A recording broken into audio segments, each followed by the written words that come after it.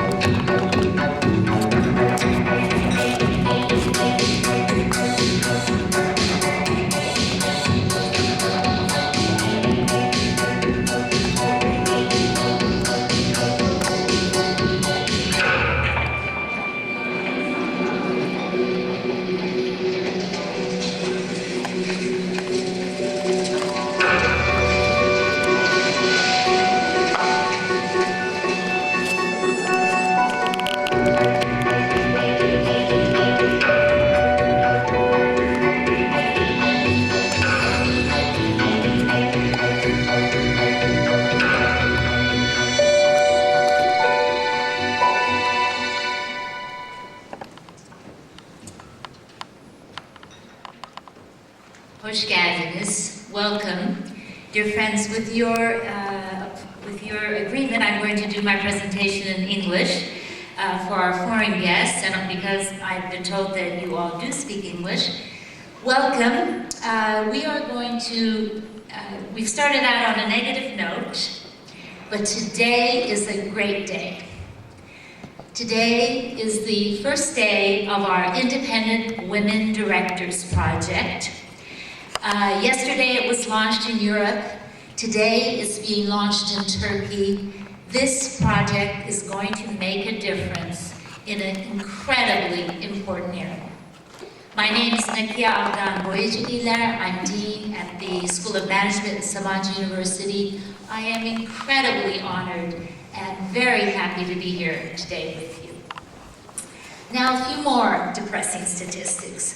I think it's important to remember these statistics. Where Turkey stands on the global gap, gender gap index. Where are we there? 129 out of 135 countries. Terrible. Where are we on women literacy? Terrible. Something like, 12% of our women do not read or write. Where are we on number of women in the government sector? The worst. Very, very low, the statistics there. And yet, at my university, 44% of my students, in Turkey in general, of our university students are women. We have women going to university. We have women becoming managers. But when you start going up the rank, just as was shown in that video, something happens. Something happens, and at the top levels, we see very few women. Now in Turkey, at the board level, we have 12% women. We say this is a good number. Why do we say 12% is a good number? Excuse me, because in so many European countries it's low. And in so many countries around the world it's low. But it's 12% in any other area in life. Would you be happy if your achievement was 12%? No. So today we're saying 12% is not enough. Our goal is 50%. But we want to be very realistic. So we have a problem. How do you solve the problem? We solve it together. Well, the reason why today, and this project to me is so exciting, is that we are going to be seeing the coming together of the business community, of business schools, of NGOs like Kadin, of the press. We're coming together and we're saying we can solve this problem. How are we going to do it? We're going to be doing it by scientific methods, by data, by providing the business community with the answer. When they say we can't find women, we're going to say, yes, there are women out there. Just a few months ago, a very enlightened man, whom I like a lot, who sits on the board of one of Turkey's best companies, came to me and said, we really wanted a woman director, but we couldn't find one. Well, as a result of this project, they are going to be given lists of women, that are not just, oh, I happen to know Massa or Leila just because I know them. No, we are going to recommend women who have the educational achievements, the managerial experience, the budget overview, that actually have the experience that when the executives who are making the decision will be able to look and say, oh yes, she really does, these women really do have the background that we need. So, we've got a problem, we're going to solve it with data, we're going to solve it by working together, business, education, media, NGOs. We're going to solve it by working together across borders. For me, one of the most exciting things about today, this launch, is that it's happening the second day right after the launch in Europe. Our European colleagues have a project. We're going to be hearing about that in a moment. And we in Turkey have a parallel project. So we're going to be working together, learning from one another, sharing data together. Now, why is this important? Leadership matters. What happens in the boardroom matters. My area is management. And one of the areas that I do research in is organization change. Whenever we talk about organization change, one of the things we always say is, make sure top management is behind that change effort. Make sure that if you want cultural change, top management has to be behind it. And in Turkish we say what? Biraz avam kaçacak ama balık baştan kokar. A fish smells from the head. If you have a problem at the board level, let me tell you, there is no way that you can solve problems throughout the organization if you don't have the diversity right there at the leadership level. We have to solve this problem, but we don't want to do it through quotas. We want to do it by science, through data, through working together. We've got to solve what's happening in boards, and we can solve what's happening in boards. Diversity matters also because we know, research shows, we know that when you have more diverse teams, that the quality of your decision-making improves. When you have more diverse teams, be it cultural diversity, or diversity based on gender, or diversity based on age, we know that different viewpoints come together and you get healthier decisions, you have more access to different stakeholder groups. It is something that has to change. And it's something that is going to make us stronger, it's going to make Turkey stronger, it's going to make Europe stronger, it's going to make the world stronger. It's the right thing to do on top of it.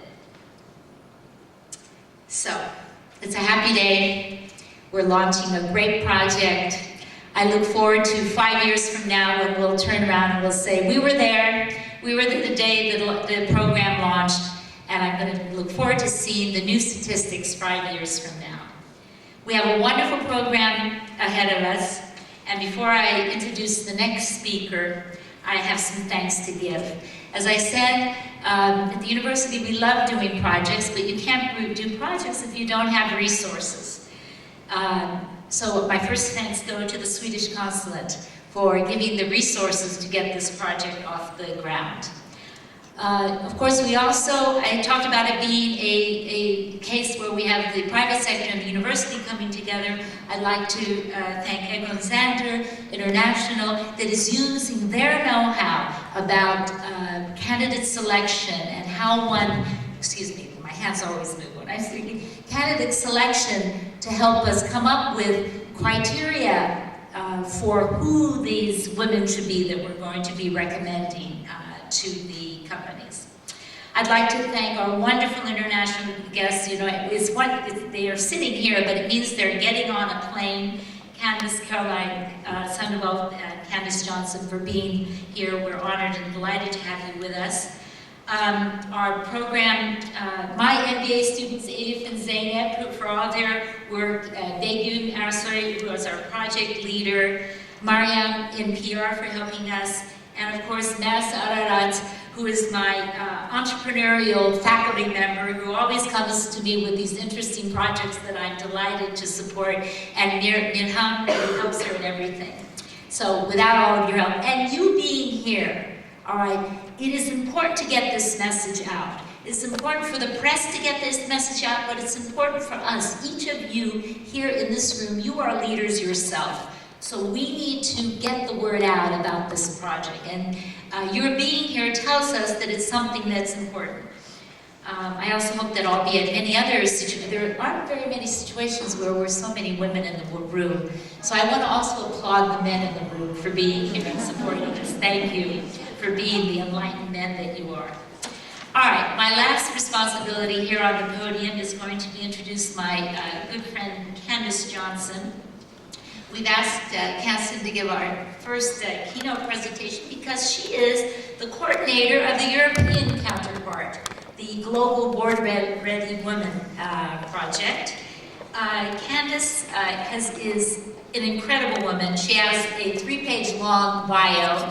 I would recommend that you read it because there's a lot of information, interesting information there. For me, what I'm going to share with you one sentence from that. She is a global infrastructure, network, and innovation expert and entrepreneur. This is a woman who has put satellites in the sky. She is an American, but she lives in Europe and spends a lot of time investing as an angel investor in enterprises all around Europe. A few years ago, we had the smarts to add her to our International Board of Overseers at Sabancı. She has since become an ambassador from Turkey at large. She is a member of the Galata Business Angel, founding member, and is doing a lot to help entrepreneurship in Turkey as well. Finally, I'd like to say something personally about Candace. Those of you who have read Madeleine Albright's biography might remember the sentence in there. Miss Albright says, there's a special hell. There's a special place in hell for women who don't help other women. I think that there is a corollary to this. That I hope there's a special place in heaven for women who help other women. And in my mind, Candace is one of those kind of women, and I'm very honored and delighted to welcome her here again to Istanbul.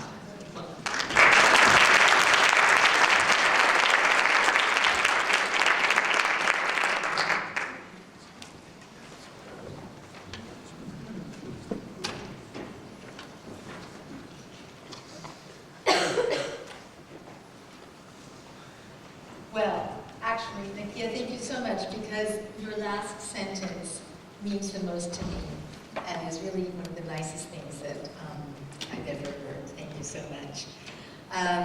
So I am absolutely thrilled to be back in my favorite city, which of course is Istanbul, and one of my favorite countries, and to see all of these fabulous women that I have come to know here in Turkey, and of course our wonderful men colleagues. I thought today, rather than doing a dry report or something, that I would share a couple of personal anecdotes with you about being on boards and how I got to be on those boards and what I did on those boards and why I do think that women coming together around the world really can create a better corporate governance for the 21st century. In my life, I have been fortunate, or let's just put it this way, I have felt the responsibility to create new telecom infrastructures. And in so doing, many times I broke monopolies. And so I got the reputation of being a monopoly breaker. And I tell people, you should never break a monopoly to break a monopoly. You need to break a monopoly only when you know that you can create something better in its place. And so that is really what is driving me in this coming together of women around the world, and men. It is that we will be creating a better corporate governance for the 21st century. Before I give a couple of my case studies, I thought I would share with you what happened this morning, because it was pretty funny. I spent the night here. I got in last night after having been with Vivian Reding, the Vice President and the European Commissioner for Justice, Human Rights and Gender Equality. We launched, indeed, as Nakia said, the Global Board Ready Women Searchable Database with LinkedIn and the Financial Times Non-Executive Club yesterday in Strasbourg at the European Parliament. And this was really, really exciting. And then at 3:45 European time, 9:45 New York time, it was also launched at the Transatlantic Video Conference. And at 6 p.m. it was launched in London. And then I took a plane to come here and arrived last night at midnight to be with you today. And so I like to swim. And so I thought, oh, I will go swimming this morning. So I put on my little, robe, the white robe that they give you, terry cloth robe, and I go to the escalator, the elevator, to go down to the swimming pool. And I push the button on the 15th floor. And about 2 minutes later, the elevator still hasn't come, but a group of about 20 men come. Now, they are all dressed, of course, in their suits. I am dressed in my little white peignoir, my little white terry cloth. But I have pressed that button first. So what happens? Finally, the elevator comes. Now, guess what happens? Without even thinking, all of the men get into the elevator before me. So, I didn't let the door close, though. I put my hand into it. And I said, now, gentlemen, I was the one who pushed the elevator. Oh, madame. I said, it's all right, but I do need to go downstairs. And so they all made room, and they apologized profusely. And I said, it really is okay, and I love Turkey, and I love Turkish gentlemen. But the fact of the matter is, I am here today to give a speech about having more women on boards. I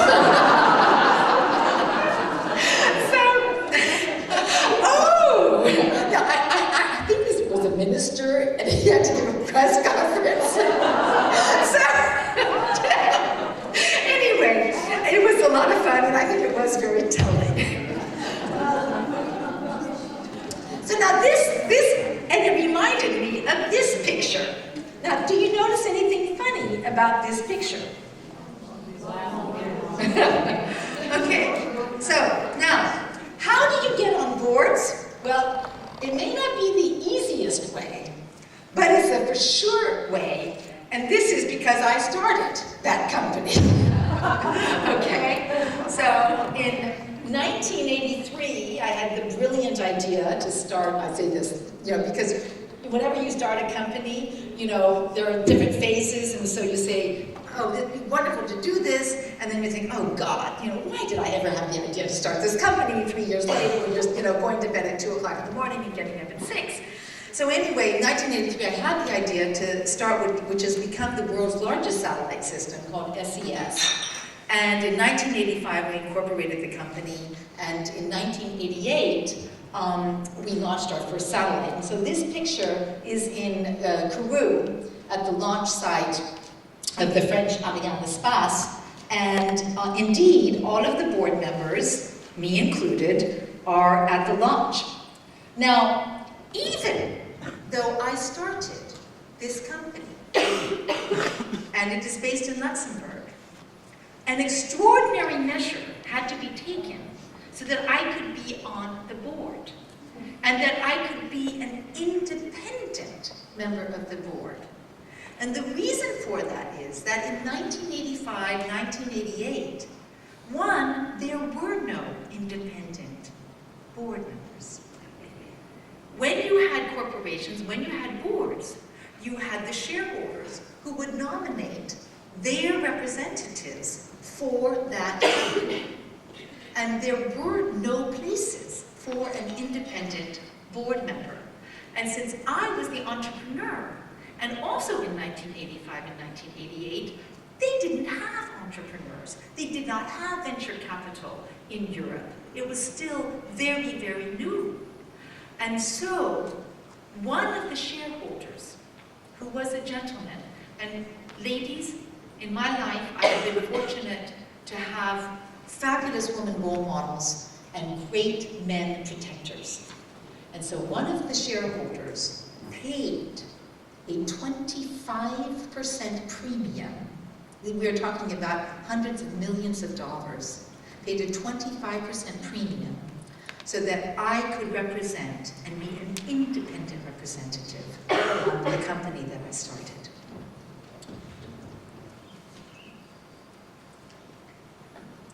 Now, you say, how in the world does she get into satellites? So, I thought it'd be kind of fun, actually, and it's important, to start at an early age. So you'll see this kind of round saucer there in the middle. And when I was 5 years old in 1957, I received Santa Claus in a Sputnik. And Sputnik was launched in 1957. And from that day on, I was absolutely sold on satellites and telecommunications and everything that you could do in space. So I think it's just kind of fun. And I think also, and I always ask people and ask all women, have a higher purpose. What do you want to do? Do you want to launch satellites, or do you want to create international peace via space? And that is definitely what I wanted to do. I wanted to have people from all over the world communicating with each other and sharing their content, their television, their radio. That's what drove me to start what is today the world's largest satellite. And one of my happiest days was when we launched, for the first time ever, a Western privately owned satellite in 1995, March 9th, on a Russian rocket. And that was true international peace. So think big. When I was a member of the board of my company, and everybody, we had just done our IPO, our International Public Offering, in 1997. All of the men on the board were absolutely thrilled. And by the way, I was the only woman, as you could see. They were thrilled that we had just done our International Public Offering and that we had a lot of money. And I said, no, we must go forward. We must become global.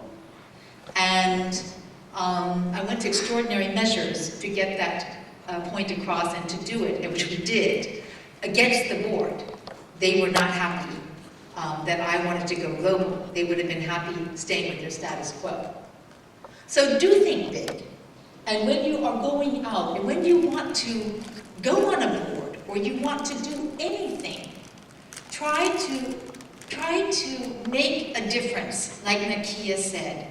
And today, unfortunately, there are so many problems. But if you have a solution that you think you can bring about, that is truly the most exciting thing. And everything else will follow from there. I did, just to kind of take this idea, so, here I am, I started my own company, I have to have a shareholder, an external shareholder, paid a 25% premium so that I can be an independent board member.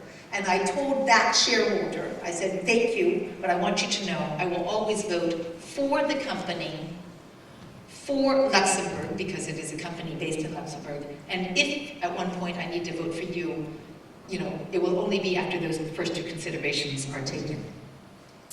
And today, when we're talking about members of the boards, about being women, please, be a woman. We don't want you to be a man. We don't want you to be a copy of what is already there. On a board, if you have 10 or 12 or 13 or 14 people, certainly 8 accountants or people who are numbers, financial people, that's enough.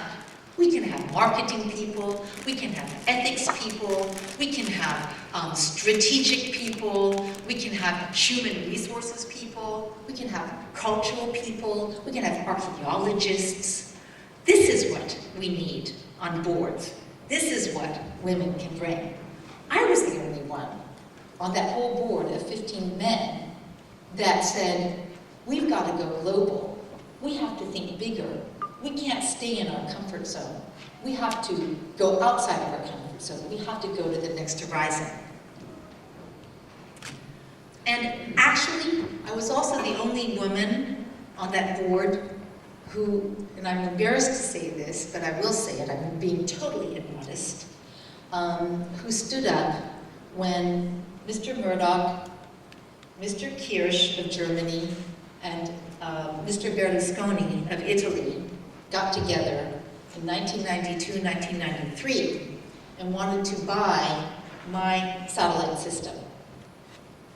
And had they been able to buy that satellite system, the skies of Europe would have been closed. And I had worked my entire life in making the skies of Europe open. And they put together, quote unquote, a financial deal to the members of the board of SES Astra. And the bankers on the board, they were almost all bankers, said yes to that offer. It offered 15% return of investment over a certain amount of years, no risk. It was the start of the digital era in media.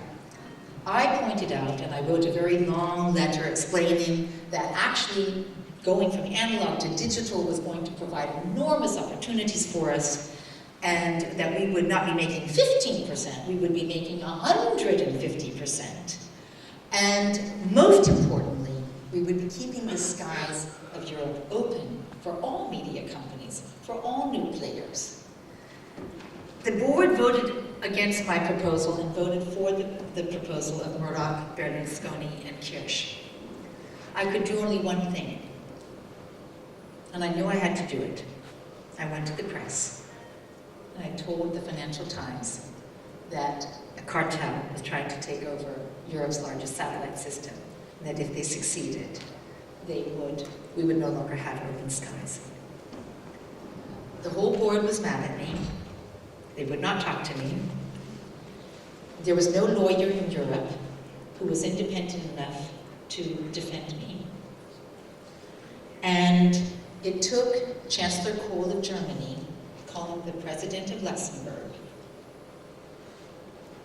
to ask him to say, why are you not letting my friend, Leo Kirsch, and his friends, Mr. Murdoch and Mr. Berlusconi, buy your satellite system? And by the way, who is this Candace Johnson? True story. The President of Luxembourg said, well, Helmut, and he was pretty sure that Leo Kirsch was in the room with the Chancellor of Germany, he said, Candace Johnson has always fought for the independence of Astra and of Luxembourg, and we stand behind her. And the next day, the suit against the Financial Times, because of course the cartel that wasn't a cartel had sued the Financial Times for my name, the suit was dropped. The offer to buy my satellite system was dropped, and Astra remained free, and the skies of Europe remained free. So being an independent director takes a lot, but it's something that you have to really fight for and believe in, no matter what. And I think that is the true essence of being an independent director. Just do one or two more case studies and then give you hopefully some tips. The second company that I started was a company called Teleport Europe. Now this company, I also said, okay, it was 1990, the wall had just fallen down, and corporations needed to have European-wide communications between Eastern Europe and Western Europe. And so I put together on paper a project for a business-wide telecommunications private network for Europe. Some of the largest corporations of Europe invested in this company. E.ON, RWE, Matra, British Aerospace, MAN, companies I think that are very present here in Turkey. So, and you know, I'd always been working with these companies, and you know, it was very clear that I was going to be on the board. Until one day, all of the men in all of those companies came to me and said, no, you're not going to be on the board. We want you to be the managing director. And I said, well, you know, I am not going to be the managing director because I know this business better than you do. I need to sit on the board and to give the strategic guidance. So they then told, one of their people told their president of E.ON that this Candace Johnson, who is this Candace Johnson? And they told the president that I was just, you know, this person, but I was not important. And so they finagled that I would not be on the board. And I had a friend who was on the board of E.ON. And I called him up and I said, look, I need you to help me. And so I told my friend the situation. So he went to his colleague, to his president, and he said, teleport Europe. And the president said, yes, we're so excited and it's wonderful, and actually it did become, in a very short time, Europe's largest private telecoms company. Yes, it's wonderful. Candace Johnson.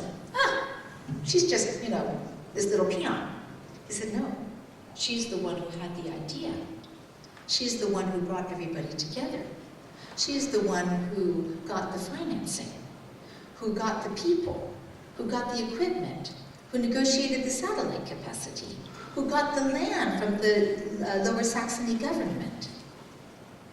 The next day, I received a phone call from the president of E.ON, which is, you know, Germany's largest energy company. He asked me to come to his office in Düsseldorf. I did. He also, when I was there, he called the gentleman who had lied to him to come in as well. And he said, Miss Johnson, I apologize to you. You will of course be on the board of Teleport Europe. We will pay the legal expenses, because it was a little bit difficult here also, again in Germany, to be an independent director. We will pay the legal expenses to have this done. So I became a member of the board of Teleport Europe, and when it was sold, 99% of it was sold, and I had been given a 1% share, which was the only way that I could be on the board. I did not sell my share. It was sold to Laral, and so Laral and I still own Teleport Europe. It's kind of a fun story. But, you know, the point that I'm trying to make here is that not everybody should have to go to such amazing lengths to be on the board of a company that they started, or to be on the board of something that they believe they can really contribute to. I am an entrepreneur, so I also started Europe Online. I actually started it 3 or 4 times. I've had pretty much the same problem. And just to share one kind of fun story with you, and for all of those who don't have problems in saying that they should be the president or they should be the vice chairman, Iridium, today also of LEO, a mobile satellite telecoms company, asked me to come and work for them in 1994. And it was the chairman who called me. And I said, you know, I never ever work for anybody. I either am the president or I don't come. And so they said, oh, okay, well, you're not coming. I said, fine. So they went around the world and wherever they went, and they told everybody, they said, oh, you know, we're really trying to get European shareholders and European partners, and everybody around the world said, well, you know, if you want to do that, you should ask Candace Johnson. So they actually ended up hiring the former Minister of Telecoms in Germany to ask me if I would consider being the president of Iridium Europe. So it cost them a lot more money, but I did deliver, and I did get more money than anybody else did, so that was kind of fun. Nakia talked about the fact that, you know, I enjoy, well, first of all, I enjoy being a girl. and you know, we're so fortunate. And I enjoy being in the company of other women and in brainstorming with them.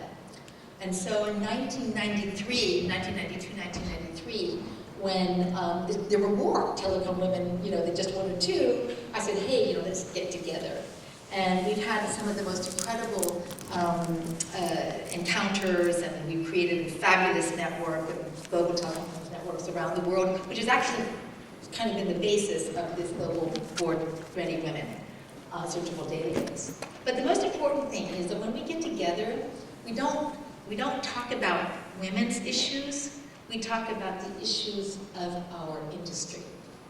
And what we can do to bring it forward. And I think, you know, here again, if you have a higher purpose, if you're always looking at how you can make something better, then you will succeed.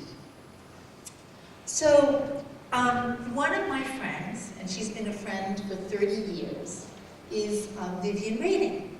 Now, I know Vivian, and the Prime Minister of Luxembourg used to tell me, he said, Candace, you know, Vivian used to come and see me, and her skirts were this short, and her hair was this long. And she is one of the most amazing people in the world. And she happens to be an amazing friend. And so last year, when she asked me, she said, hey, you know, what do you think about quotas? And I said, well, I don't like quotas. And this was last year. And I said, look, if you really want to help people, if you really want to help women get on boards, why don't we get all of the business schools in Europe to get together and to create criteria and to get into their alumni networks and to really break this thing. And indeed, that is exactly what we did. We put together the group of European Business School women on board. I got another friend of ours who's also on the board of the Sabanchin lady judge to be involved. And we had a call to action with McKinsey. We set criteria from the business schools, from the professors about corporate governance for the 21st century. And we also put together a list, two lists. And yesterday, but we realized that lists are one thing, but you really need a database. And so yesterday we did announce the Global Board Ready Women Searchable Database. And we are very excited about this.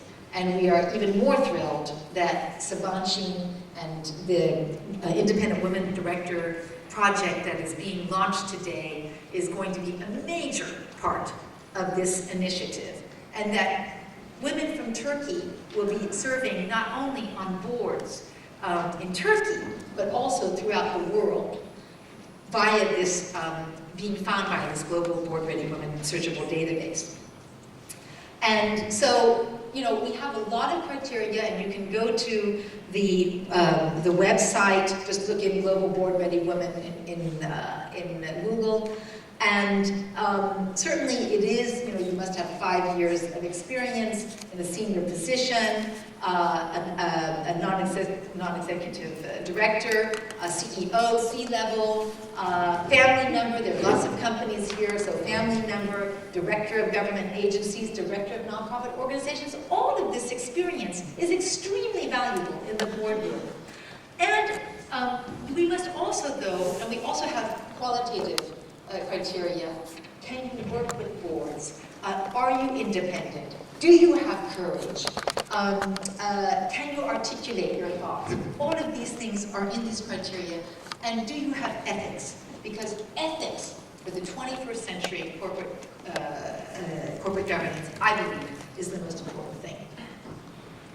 So we are absolutely thrilled to welcome and to celebrate the Independent Women Director Project. We are thrilled that it's going to be global, and it will be excellent. It is excellent. Nelsa has worked so hard on it. And I want to leave you just with one or two things. This idea about realizing your dreams. I love to show this, and I usually close my speeches with it. I have it posted on my desk in front of me, wherever I am. Just a couple of things. A, avoid negative sources, people, things, and habits. B, believe in yourself. D, don't give up and don't give in. G, give more than you plan to give. J, just do it. Q, I love Q. Quitters never win and winners never quit. V, visualize it. W, want it more than anything. So if you want to be on a board, and if you think that you can really, really contribute, and that you can help that company or that organization realize their dreams, I think you'll be doing a wonderful job.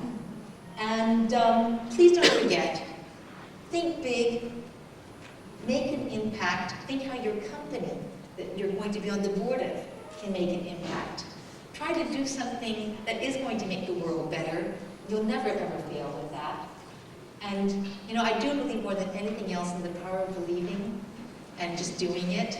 So looking forward to seeing you on quite a few boards, and hang on for the ride. Thanks.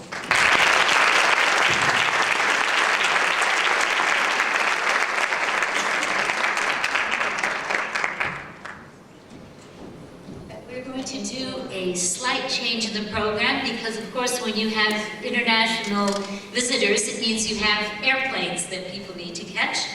And so I'm going to now, after thanking Candace for her inspiring presentation, I'd like to now invite Caroline Sandoval to the stage. She is the head of the European Union's. No?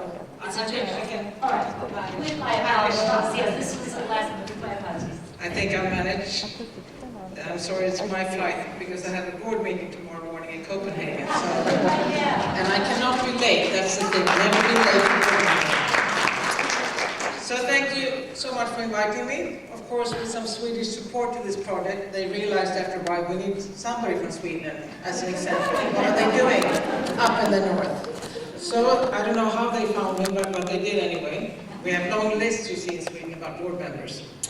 I want to give you briefly my background, how I ended up on boards, and then have a number of topics, because I was on a project working to increase the number of independent and women board members. And of course I invite questions also, because it would be interesting to listen to what you think when you hear about all this. But briefly, there's a long text here, I know, but they want to put up most of my CV information. My background is that I went to Stockholm School of Economics, had an MBA in 1980, and then I just wanted to get out of Sweden, so I ended up in banking in London. I had a few years of banking also in Stockholm. Then I knew I'd like to write. So I applied to become a business journalist, just because I thought banking was boring, was a bit slow at that time. Ended up being a business journalist for 4 years in the first part. And then I got a scholarship to INSEAD, which is a management school outside of Paris, for a 2-month management training. And after that I joined an investment company as a business controller. A business controller, you never know what really the title is. I asked the guy who hired me, and he said, well, you find out, don't worry. And I did find out, because that company had 4 wholly owned subsidiaries in different industries, and they had bought a lot of companies out of Europe, not really thinking what they bought. And my job was really a little bit of everything, including actually being on the board of our 4 daughter companies, and also I helped my boss then on the board for our holding company, that was a listed company. And those were really tough times, but I think that the best things, if you want to reach not the top but go further, is to choose good bosses. I mean, your partner at home is very important, that he supports you, but to choose the right boss is very important. There are old men's behavior, 35-year-old guys, and so you should avoid those, because they always want to push you backwards. But I've been lucky in some cases. Some cases I've had the worst bosses, but then you need to leave. But he was extremely generous with the information. I got to see the board from the inside. So 3 years with him gave me a lot, even if we had extremely difficult times and I needed to travel around Europe and change bosses in different companies and so on. Then when he left, it was of course obvious that I should leave, because being part of a team and then the new boss coming in. So then I had a friend who asked me whether I could think about going back to business journalism. And I did. I moved to the south of Sweden, and I was head of the business section for a daily paper for 7 years. And at the same time, I got to do some TV programs and radio shows on Swedish state-owned television and radio. So that was very good thing how you could promote, your newspaper and your ideas, and also to be a pain in the ass for the business life. Because I think I will get back to it. I think to have a free press and have a critical eye from the press is extremely helpful for business, because that makes business sharpen itself, and owners. Nobody wanted to be written about by me in my paper, I can assure you of that. When I ended as a business journalist, they were actually drinking champagne in some companies. So I did that, the journalism part 2, for another 9 years. And then 2001, actually my brother said, well, why are you always employed? Are you afraid, or what is it? So I said, and by the way, he's the man who introduced Absolute Vodka to the rest of the world. That's a Swedish product, if you didn't know it. So I said, okay, I'll try. So I started my own consultancy firm. Thought, well, maybe I'll help somebody with some communication issues or whatever. But I got one board assignment from a privately owned company, and a small one at that time. And then I was asked by the telecom company Telia Sonar today, that has a share in Turkcell also. So I joined the small board, the privately owned one, and then the big one, the listed one, with a 50% ownership from the Swedish and Finnish state, and the rest institutions and private owners and so on. So it was really a mixed bag, plus the consultancy. And then of course you ask more practically, how do you do it when you join the board? I mean, there's some things you need to ask the questions before. Try to get as much information as you can, check out as much as you can. What are the issues? Why have they chosen me? Why do you think you fit in? What is the board? How does it look? And especially the relationship between the chairman and the CEO. And how do they work with the board? Do they really want an active board, or do they want the board just for the names? So you need to check old annual reports. Hopefully you can have some contacts within the auditing side, so they can let you know whether there are any issues here. I mean, there are millions of questions. And I think the only difference I've seen between men and women when they are asked to join the board is women usually ask themselves, well, I'm not sure that I really can live up to this. Do I have the right qualifications? Am I really good enough? Can I fit in and all this? Men, their first question is usually, how much do I get paid? So that's one of the other difference I've seen over the years, is that women, apart from you, of course, Hannes, are more risk alert. But on the other hand, they're more eager to change things. So there's some differences, but I mean, there are always exceptions, of course. Just before I forget it, you said you need to be a woman. I think it's better to be you when you're on boards or wherever. Don't try to pretend or be somebody else, whatever. I mean, that is being a woman, of course. But for me, it's very important that you are who you are. Maybe sometimes a pain in the ass.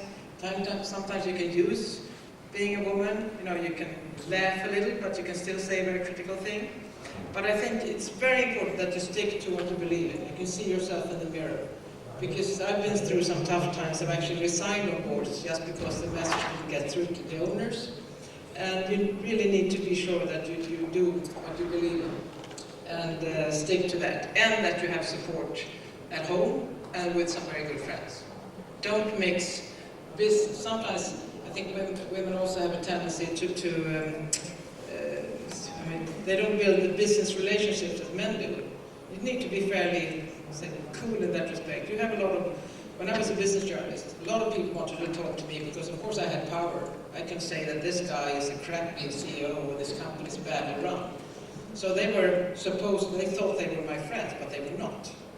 And I've seen my father used to be CEO of a listed company. I've seen when he resigned, the number of Christmas cards fell, the number of invitations fell, and suddenly he was CEO of a new company, and then they went up again. So you really need to think that have your friends and family and your supporting group around you, but don't mix that too much. I have lots of friends within the business area. We play tennis and we do things together. But I know that the moment that I don't have that many board assignments, I'm not going to be top of their list. Some of them will always be there, but you need to be aware of that. So I think you need to be a bit professional about your networking.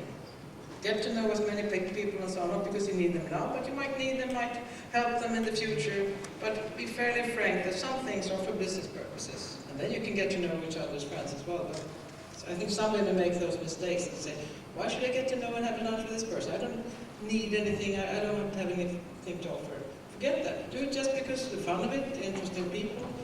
One day you will have business things together. I'm sorry, I'm getting a bit out of the subject, because when I was writing this, or the notes or the things I wanted to say to you, there are so many things after these years on boards and companies and so on. That's why at the end I hope you can ask me some questions. Then I know Sweden is supporting this project, which I think is very good. And the reason I guess why they chose me as speaker is that when I started with my own company in 2001, I was asked to join a project, a 3-year project, to actually increase the diversity of Swedish company boards. And the project, it didn't start by, because somebody thought it was a good idea. It was actually a threat from a minister in Sweden saying that if you in Swedish business don't do anything about this lousy situation on the board level with women, I'm going to enforce a law. 30%, not 50, 30%. And of course all business guys, the Old Boys Network, they got together. What are we going to do? This is dangerous. What are we going to do? I don't want to decrease the standard of my board and get all these women in. What are we going to do? But some clever people, they formed this group with a mixture. There were CEOs from the big companies, the Volvos and the banks and so on. And why they brought me in, I think they thought I could do the press releases or something. So I was on that project for 3 years, and we decided fairly quickly that this is not a women issue. This doesn't have anything to do with women. It has to do with diversity. It has to do with shareholder value. Why do you exclude 50% of a country's competence on the board level? How is this done? We put a lot of money investing in education. Usually the girls are a lot better at school, universities, and then as we could see in that movie also with the glass ceiling on the door, something happens. And in Sweden, when we have extremely good child care and all these taken care of, still in Sweden this happens. So for 3 years we had a lot of, we brought in a lot of academics. We presented a lot of small books and analysis. It's about the companies that have done very well on this, and we tried to present why. We took some things about the media. How does media reflect women at the top? Well, usually they ask them, how do you take care of your children? Can your husband really, have a woman who has higher pay than you and all this? Media's questions and how media relates, what pictures they take for women leaders versus men leaders really makes a difference.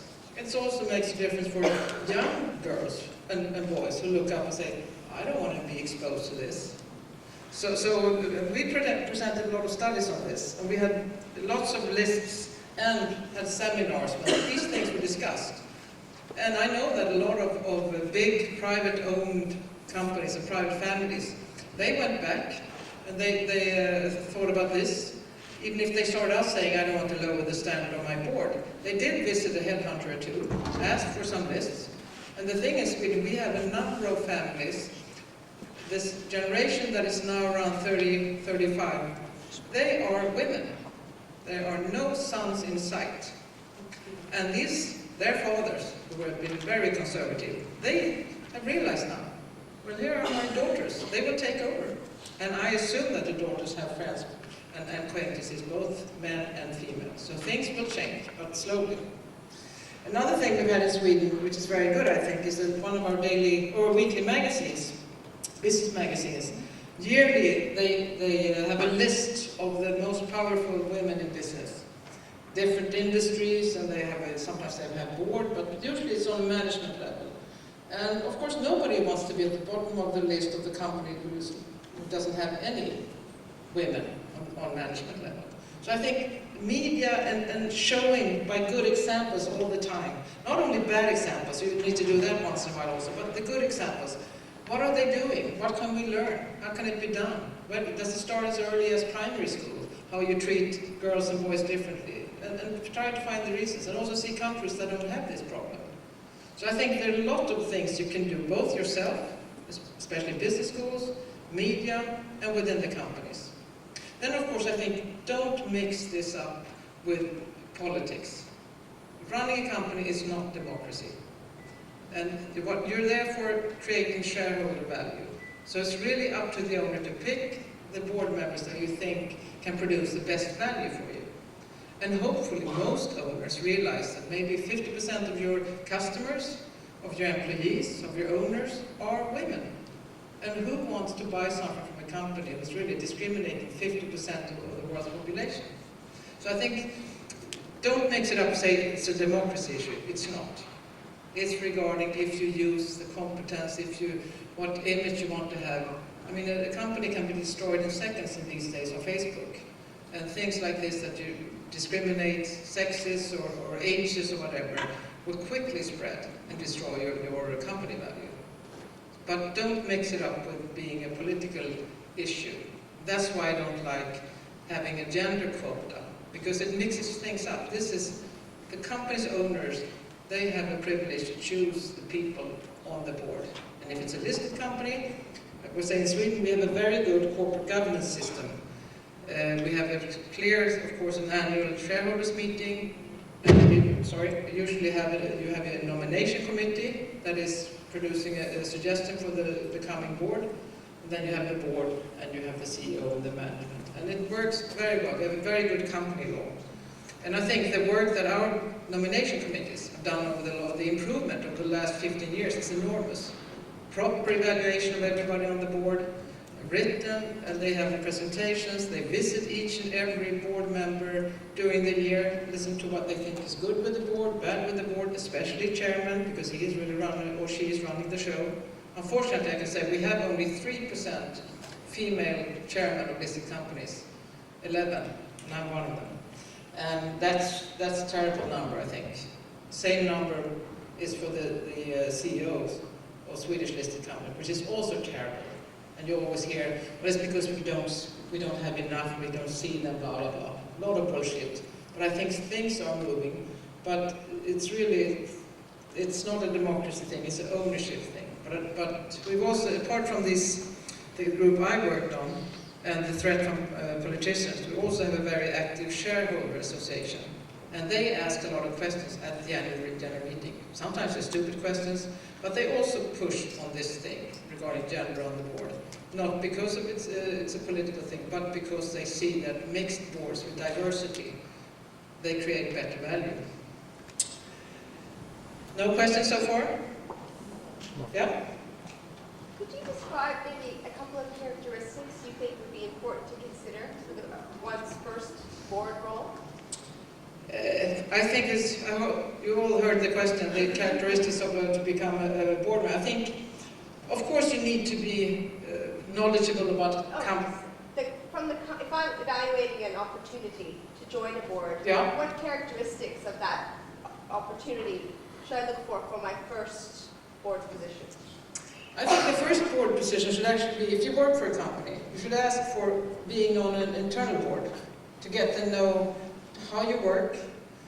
Some of these, of course the legal issues will be a bit different, but it's very good to get to know how you work on the board. I mean, when I first joined the board, extremely enthusiastic of course, I went and talked to 4 old men, experienced, to get this good advice. What should I think about? And they told me, as they know me, you know, you don't need to be involved in all the subjects. Learn to listen. A lot of good things. And also, what do you do when a company is really in trouble? You know, when there's really a bankruptcy around the corner and so on, how do you, how should you, because it's really a big responsibility financially for yourself also to be on a board. But I think start with an internal board work, if possible. Because sometimes I've seen, especially unfortunately, when women come on board and they are flattered because they're asked to join a big company board as a first assignment. That's not very good, because I think you should learn from your own company if possible. And then when you join, you should be very sure that you have some supporter, you know, you have talked to the chairman, you know what's going on, and you should have an extremely good introductory program.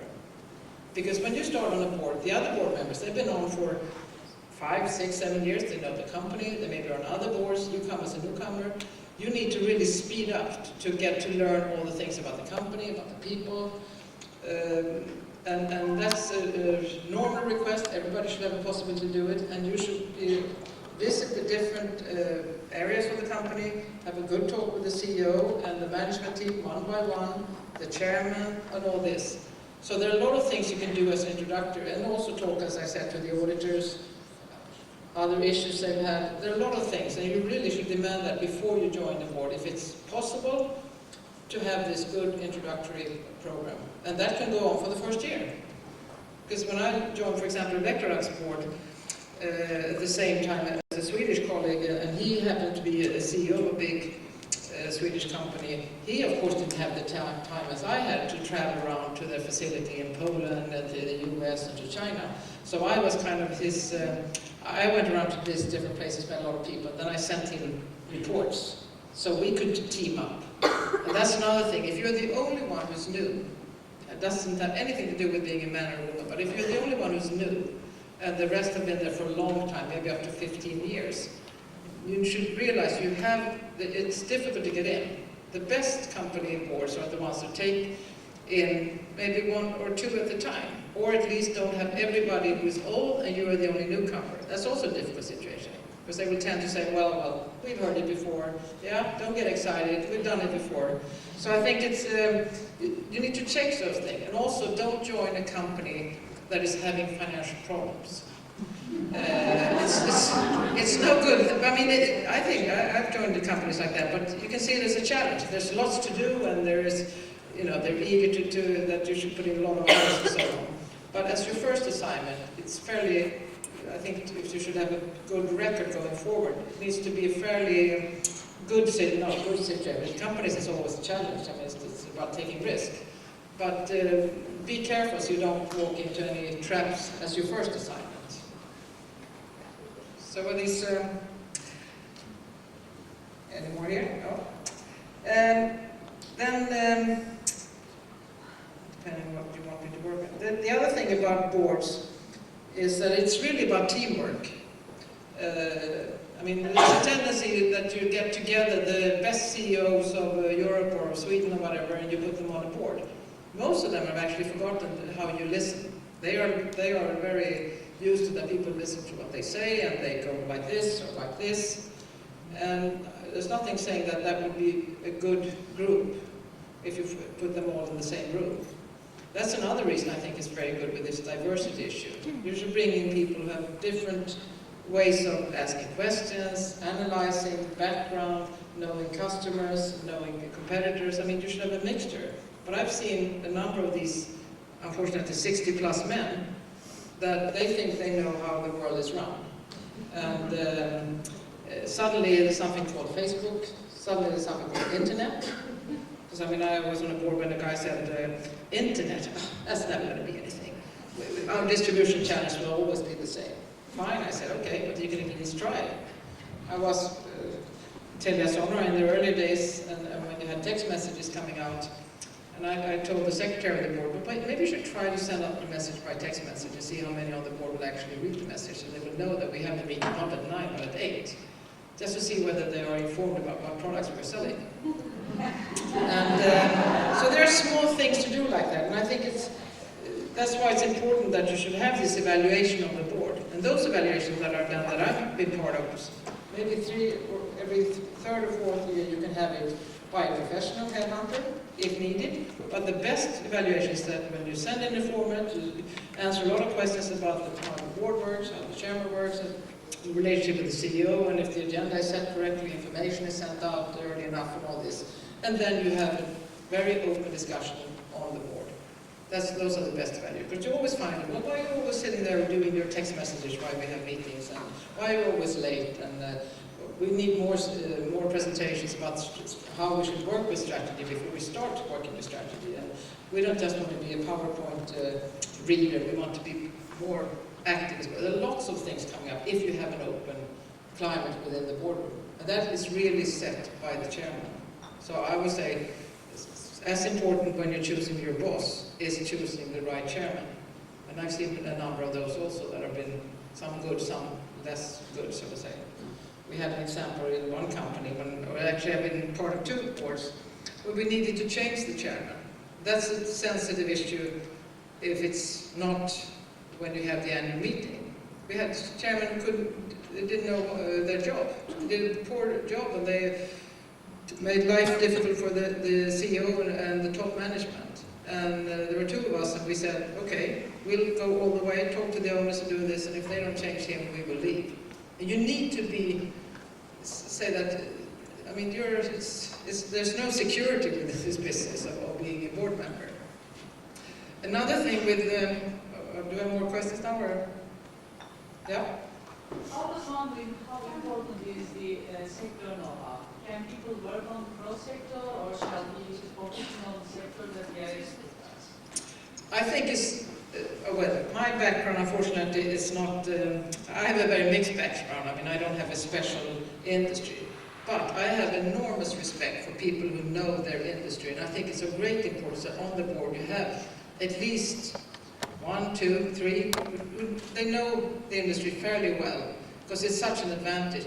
I mean, you should have a mixture, but I think you can be on boards with industries that you at least know a little, or you understand some things. But to get the greatest respect is when you actually know the industry. But that's not the only thing you need to know. And that's another point. When I get asked questions by mostly women whether they should join a board or not, I think you need to have an understanding. A board means understanding the whole company, the connection between the balance sheet, the cash flow, personnel, technical issues, or at least know when should we ask for external advice. The board can also bring in external consultants when there is a big merger or a big technical step, or IT, which is always the thing when you talk about changing IT systems, the whole board leans back and says, no, that would be expensive, or double what the sum we see here. But so I think it is important, but it's not the only thing. So, but I think to be able to become get to a level where you understand the whole company, you need to work in different. Not only end up in HR questions or in communication or being part of a CFO. That's an advice I usually give to people also. Don't end up in support functions. Selling and being close to customers and understanding marketing and all that is more important, I would say. And at least from my perspective, when I ask young people or people who are around 30, 35, what have they done since they were 20, or when they're doing summer holidays, what have they worked with? Have they worked within sales or set up their own companies, whatever? They always come up a bit higher, at least on my list. So I think it's an unfortunate thing for a lot of women that they end up within these supporting functions. They're doing a great job and all that, but when you come to choosing the next CEO, I think the board wants to see somebody who's been really result-oriented, produced results, set targets, reached them and all that.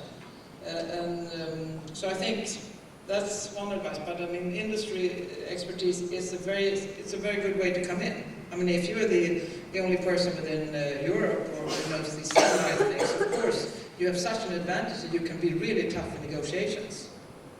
Another thing we have, I haven't touched upon, is that most boards these days have different committees. You have nomination committee is, of course, preparing the board suggestion, and in Sweden it's constituted of the biggest shareholders. Usually the chairman is on that nomination committee, but no other board members. In the US, for example, it's usually the board suggesting the next board, which is not a good thing. They're trying to change it now. Then we have, my experience is mostly with audit committees. Sounds very, very boring. I mean, you go through the numbers, especially the quarterly reports. You go through the culture of the CFO, an organization of the CFO office and all that. But there are a lot of evaluation issues. For me, getting into the audit committee is very important. When there are committees, I want to be there, because that's when you can get behind the numbers. You see the numbers, you can get behind them, you can understand and get a very good feel for the auditors who are actually working for the owners, but you are the intermediary. So for me, audit committees has been really the key to understand the company, maybe because I'm interested in numbers as well. I've been chairing a number of audit committees, Telia, Sonras, and so on, and I think even it has become I would admit that, audit committees has become a woman's place, because we are very devoted. It takes a lot of time to be on audit committees. The pay is bad. I mean, hourly pay is very bad, but you get to know the company extremely well.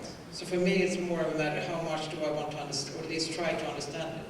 Then you have the remuneration committee, and of course, the pay for the CEOs is always in focus. I think it's extremely boring to listen to all these remuneration consultants discussing different models that nobody understands. They're just making them so complicated. So the CEO will get highly paid because he usually has hired the consultant. The shareholders will find out too late how much they're paying. So for me, remuneration committees, I think they should go back to making very simple models so people can understand what is really happening. But of course now I'm generalizing and I'm being a bit drastic. But committees is on one hand good, because that means that the board can go deep in things, but on the other hand it divides the board in different competence centers, and that is not good. Because half of them will lean back when numbers come up and say, oh, we trust the audit committee, until the day when everybody is sued. And the others will say, when the REMCO the issues come up, oh yes, it's so complicated, so we trust you. And then suddenly there will be the people who have actually paid the CEO, including the pensions. And everybody said, who? What? Could you? Who has decided this? We didn't do it. Well, we presented the model. Yeah, but nobody understood it. But that's no excuse. So committees, both good and bad. I'm chairing a very small company, and we have decided that we are forming the committees. We don't have any committees. So in that case, it's comply or explain. And you can do that, and I think that's the best thing. But then everybody needs to devote more time. The pay on boards in Sweden is not very good, I would say. The big companies are okay. Somebody's calling.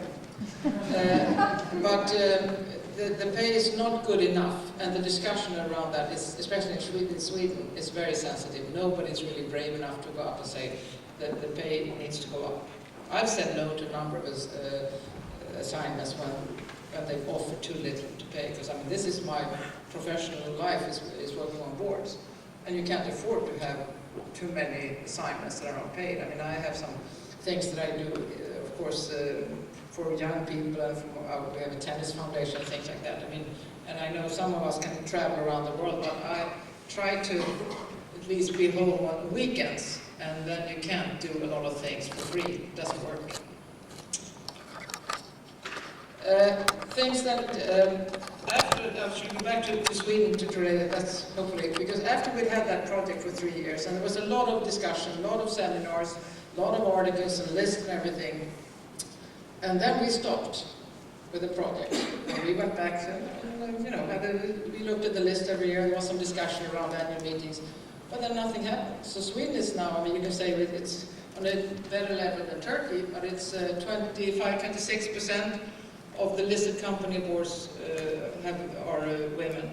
Is that good or bad? I think it's bad, because we were aiming for at least 30% back in 2005. And since then, not much has happened. Old Boys Network, some of them now up in the 70s, and they've been told by the EU that they need to work until 75.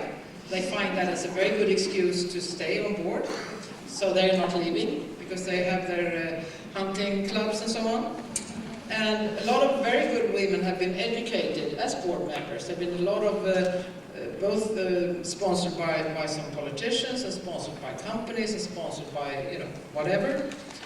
But there's no increase. And I think the thing that really needs to happen, and what you need to work more here on, is to get the media to focus on it and have different angles, not only the negative ones, but it has attention, because what gets measured gets done. So if you're reminded all the time, and also if you remind the company's customers, how is this company run? How do the owners explain this? How come they don't find any good women? There are lots of good women around. So maybe you need to train some women how you should work on a board, but the excuses are usually very bad why you don't have diversity on your board. So I think in Sweden we need more attention. We've kind of stopped on this a bit higher level. I'm not for any gender quotas at all, because when I was a journalist, I was called up, for example, by a radio show, and they said, "Oh, Caroline, we have a problem here," okay, in this economic program. The thing is, we've had a lot of listeners, female listeners, complaining that we don't have any. I mean, you're starting in the wrong direction. You need a good person who can add value. If that happens to be a woman, that's fine. But they need to change their thinking also. Don't treat us like we were some kind of second-rate person. So I think attention on the issues, and just show that you're good enough. And then being a woman, so to say, being extremely competent is not enough. I think, Candice, you can be extremely good, but you need to have the guts, and you need to, be brave and be yourself. Sometimes you will win, sometimes you lose. Then you can use some tactic. I'm sure you've been very smart in that respect. To be a nice girl sometimes, and be a very, auditing type sometimes. So be business clever, so to say. Read the languages behind the lines, what the guys are saying. And so there are some, you need to learn the tactics, I think, of business life. It's not enough to be, competent, unfortunately. Yep. Yes? I have a problem seeing the correlation between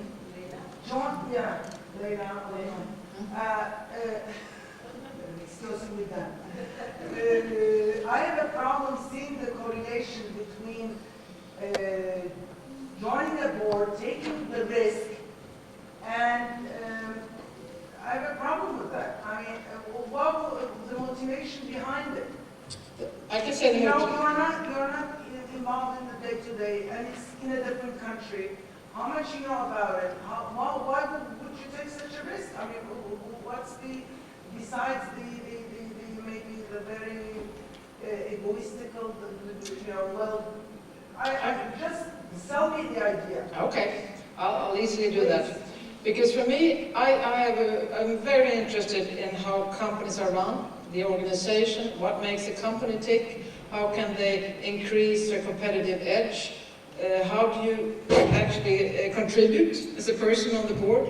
It's I agree with you, it's very difficult when you're on the board, not on the management team, because you can't be operational.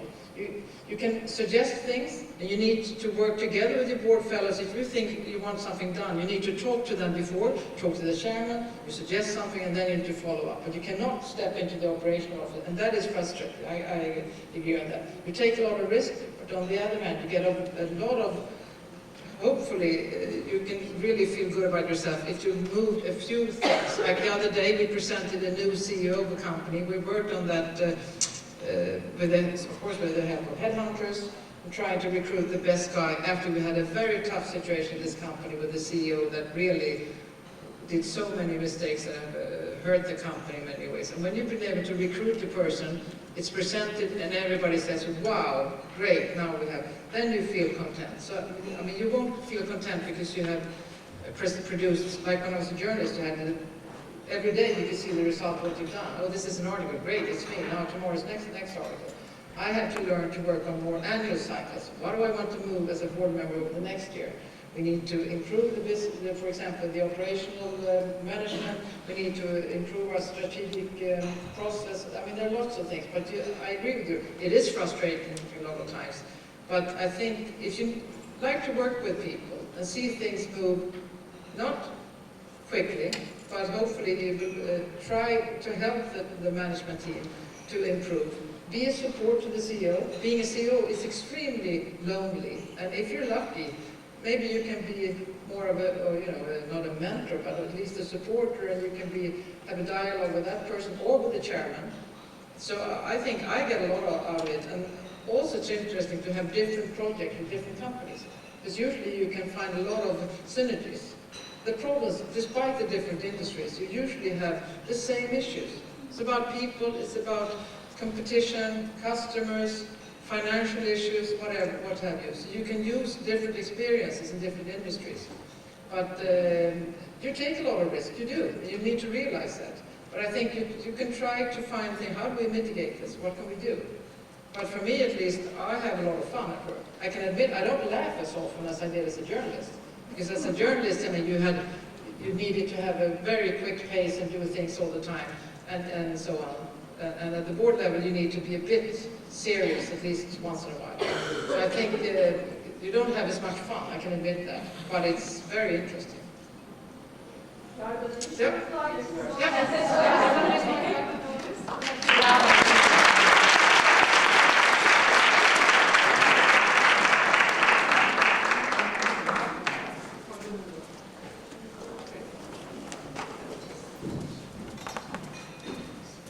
It's not silence you talk about, right? In Turkish. Permission of our foreign guests. We will have PowerPoints in both languages. Büyük bir saygıyla konuşmacılarımızın söylediği bazı şeylerle aynı fikirde olmadığını söyleyerek başlayacağım. Why it's not enough to be competent? Why it's not enough to be like the other man? Facebook harika bir araç. Bu araçlardan birinde bir arkadaşımdan şöyle bir not geldi bana. I don't want to be a strong woman anymore. I just want to be a woman. Neden daha iyi olmak zorundayız? Neden daha kuvvetli olmak zorundayız? Ya da neden competent olmak, yetkin yetenekli olmak yetmiyor?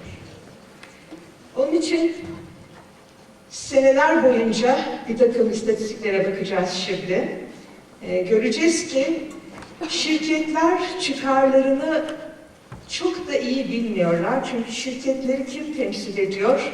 Yöneticiler ve yöneticiler şirketlerin çıkarlarını tam olarak temsil ediyorlar. Dolayısıyla piyasaya bıraktığınızda ve yönetim kurullarına bıraktığınızda piyasanın kendi kuralları içerisinde şirketlerin kendileri için en iyi olanı bulup yapmaları beklentisi doğru bir beklenti değil ve bu olmuyor.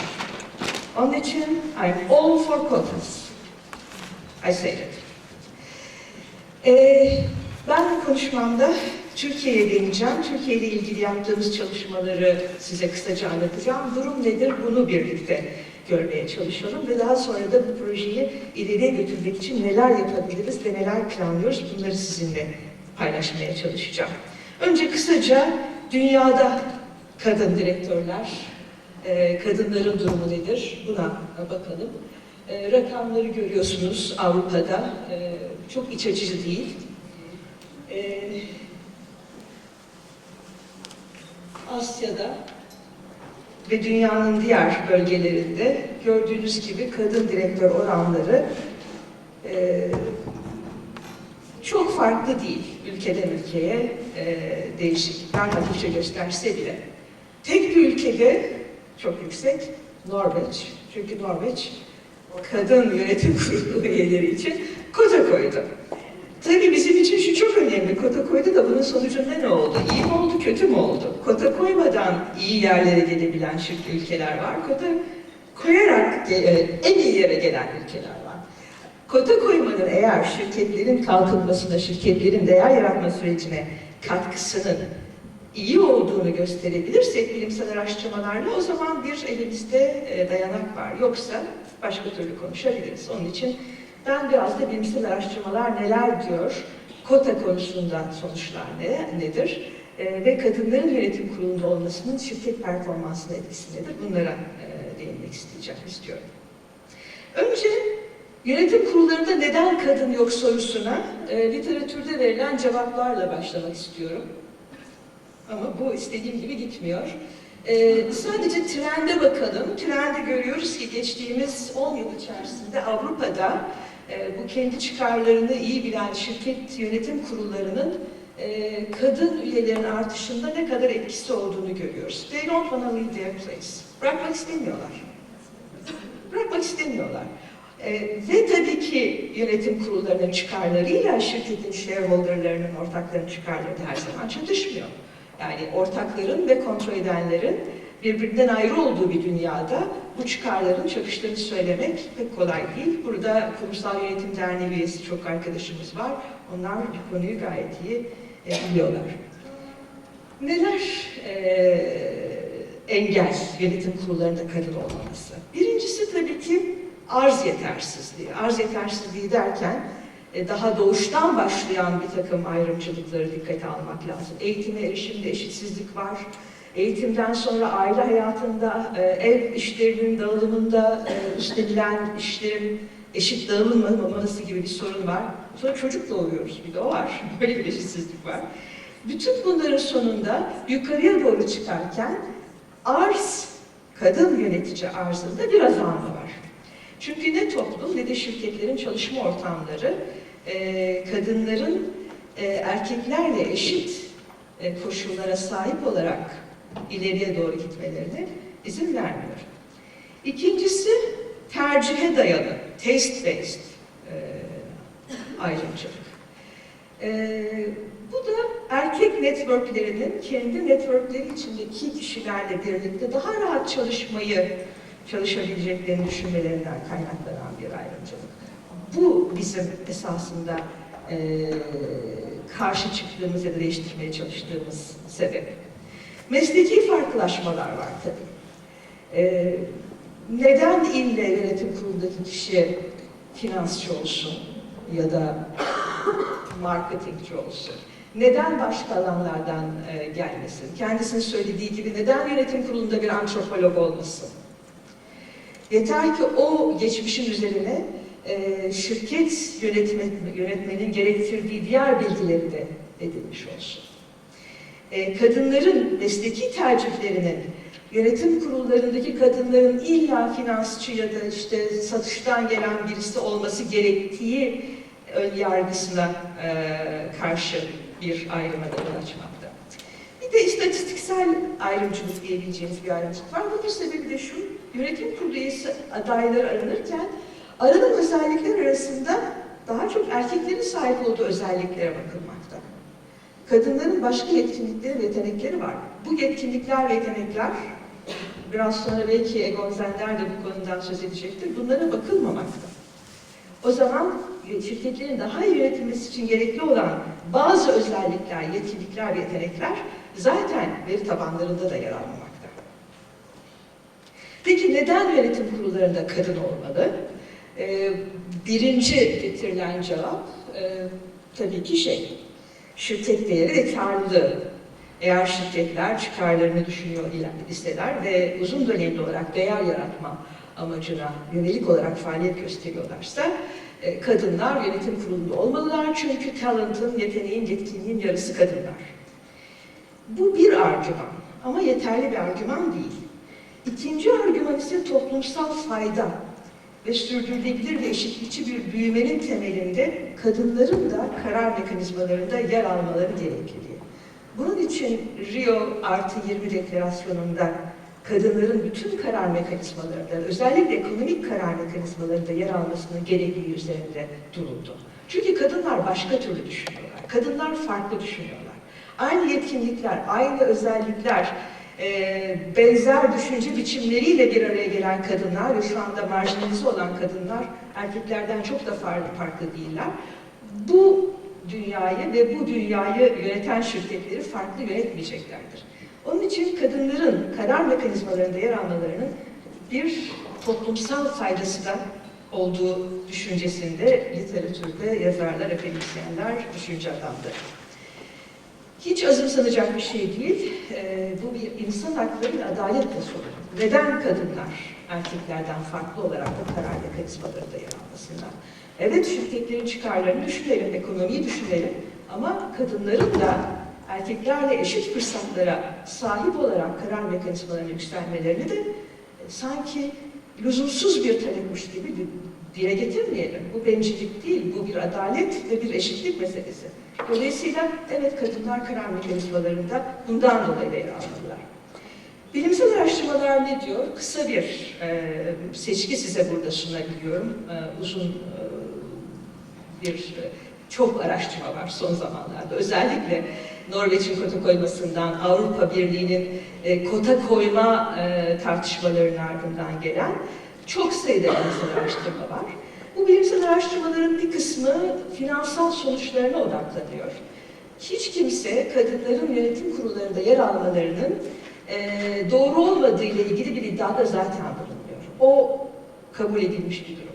Ama eğer kadınları biraz zorlama mekanizmalarla, örneğin kotalarla yönetim kurullarında, karar mekanizmalarında bulundurmaya yönelirsek bunun sonuçları ne olur bunu da bilmek gerekiyor.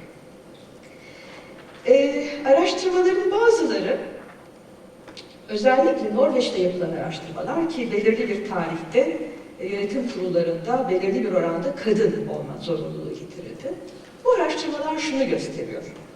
Kadınların ilk defa katıldığı yönetim kurullarında yönetim kurullarının etkinliği artıyor. Yönetim kurullarına katılım artıyor. Erkek üyelerin katılımı artıyor.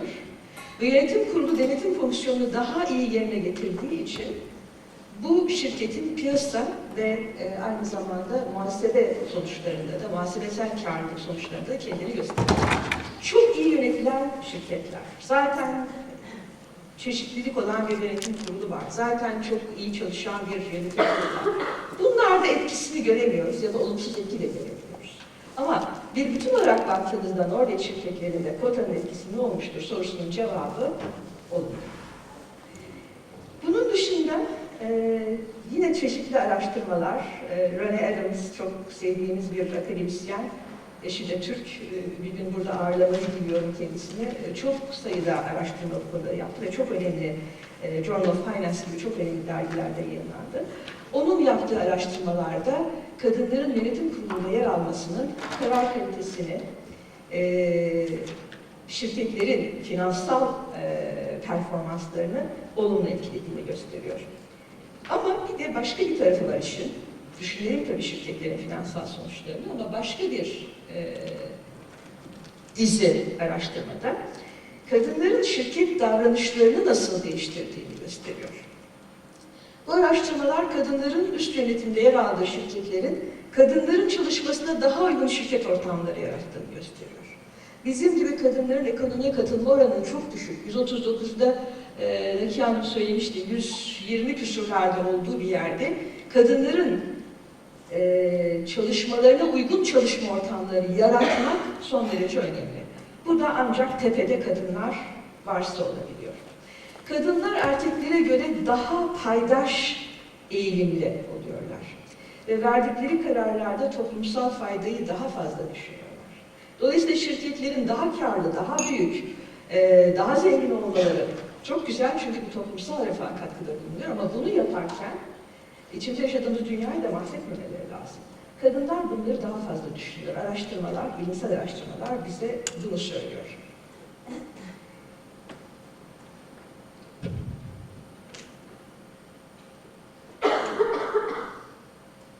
Bizim Türkiye üzerine yaptığımız araştırmalar, iki araştırmamız var.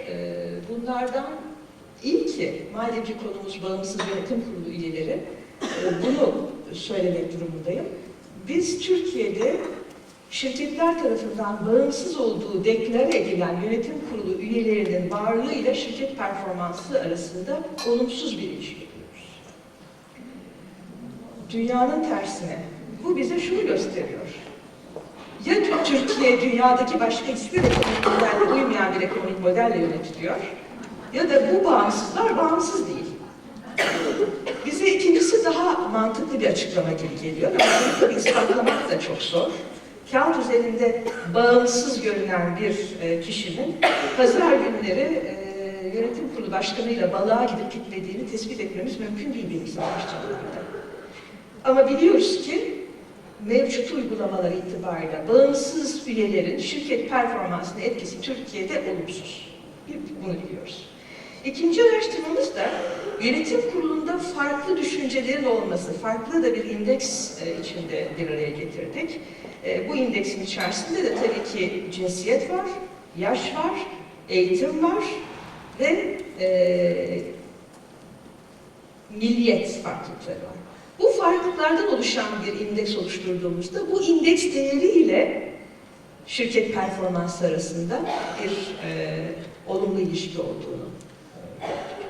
Bu araştırmalar devam ediyor tabii. Bütün bunları birleştirdiğimizde bu projenin de ana fikri ortaya çıktı zaten. Madem ki bağımsız üyeler bağımsız değil ve madem ki aynı zamanda Türkiye'de bir kadın yönetim kurulu üyesi yokluğu, eksikliği sorunu var, neden bunu birleştirmeyelim ve bağımsız yönetim kurulu üyesi kontenjanlarında kadınlara yer verilmesini sağlayarak yönetim kurullarının bağımsızlığını güçlendirelim, görevlerini yapan yönetim kurulu üyeleri olsunlar ve diğer taraftan da kadınlara da yer açmaya çalışalım. Ve bize bunu sağlayan SPK'nın kurumsal yönetim ilkelerinde yaptığı değişiklikler oldu. Biliyorsunuz bu sene başı itibarıyla hem 3'te 1 oranında yönetim kurullarında yönetim kurulu üyesinin bağımsızlığı mecburi hale getirildi ve dahası bu yönetim kurulu üyelerinin eğer bağımsız olduklarından şüphe ediyor ise azınlık hissedarların buna karşı çıkma ve şikayette bulunma SPK'ya hakları da getirildi. Bu da sanıyorum bizim araştırmalarımızın sonuçlarının önümüzdeki yıl itibariyle negatiften pozitife doğru gitmesi yolunda bir etki gösterebilir. Diğeri de tabii ki bir kadının en azından yönetim kurulunda olması ilkesi getirildi. Bu ya da açıkla prensibi çerçevesinde. Şimdi bunun arkasından tabii ki bu projeyle birlikte yönetim kurullarında kadınların yer almasını sağlayacak veri tabanını oluşturmak, bu veri tabanındaki kadınları şirketlerle eşleştirmek, projemizin içeriğinde yer alan içeriği bu. Ama biraz da durum nedir isterseniz, rakamlara bakalım Türkiye'deki durumlara. Bu rakamları size sunmadan önce ben projemizin danışmanı Belgin Aytekin'e çok teşekkür etmek istiyorum. Günlerdir uykusuzca bu hesapları yaptı. Bu hesapları yapmak çok zor değil, bir tarafı çok zor. Çünkü kamuya açık bilgilerden kim hangi yönetim kurulunda kadın ve erkek Türkiye'de isimler kolay ayrılabiliyor. En fazla resmine bakıyorsunuz. İşte Deniz Hanım mı bey mi resimden görebiliyorsunuz. Ama biz bir de şunu yaptık. Bu kadınların önemli bir kısmı, yarısı hemen hemen hissedar konumunda kadınlar. Yani profesyonel kadınlara yer açıyor muyuz, açmıyor muyuz? Bunu görmek önemliydi bizim için. Kontrol eden ailelerin mensupları olarak yönetim kurulunda bulunan kadınlar mutlaka ki yetkin, yetenekli kadınlar olabilirler ama oraya profesyonel kadınların geçtiği süreçlerden geçerek gelmediler. Onun için bu ayrımı yapmak lazımdı. Bu ayrımı yapmak da çok kolay değildi çünkü bu soyadlarıyla olmuyor, evleniyorlar, işte gelinler oluyor falan filan. Bu araştırma çok zamanımızı aldı. Bunu yaklaşık 2 sene süren bir araştırmayla 4 senelik datayı topladık. Henüz daha tam makaleye dönüşmedi ama sizinle bugün bir takım basit sonuçları paylaşmak istiyorum. Şimdi İMKB şirketlerinin %88'ini erkek üyeler oluşturuyor, %12'sini kadın üyeler oluşturuyor. Bunu biliyoruz. Bu kolay anlaşılan bir istatistik. 2766 yönetim kurulu üyesi var İMKB şirketlerinde. 320 tane kadın üye var sadece. Yani Türkiye'de halka açık şirketlerde görev yapan 320 kadın üye var.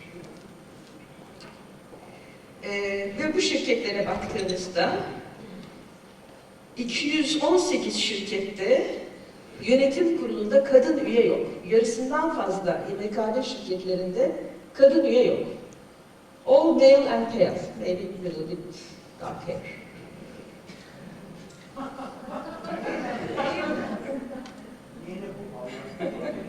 Avrupa'da olsaydık böyle derdik ama Türkiye'de olunca male and pale olmadı, ne diyeyim? Male and pale, bir de little bit dark hair.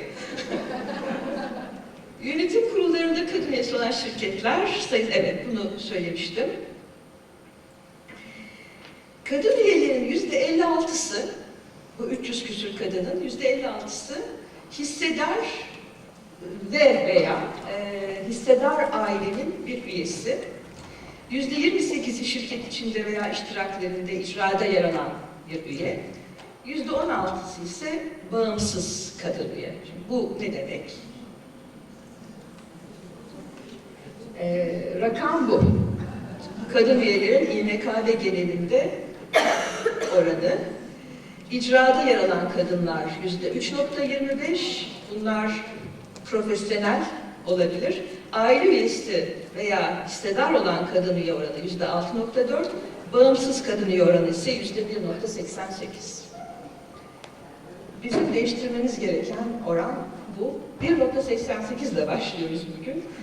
Seneye bakalım bu rakam nereye çıkacak. İlginç bir şey, buna iki konuşmacımız da değindi. Kadınların denetim fonksiyonlarını yerine getirirken daha iyi görev yaptıkları yine araştırmalar tarafından gösteriliyor.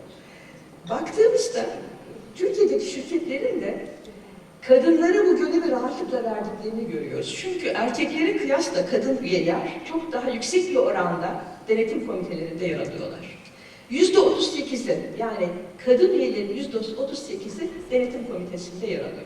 Control freaks. There is something to control though.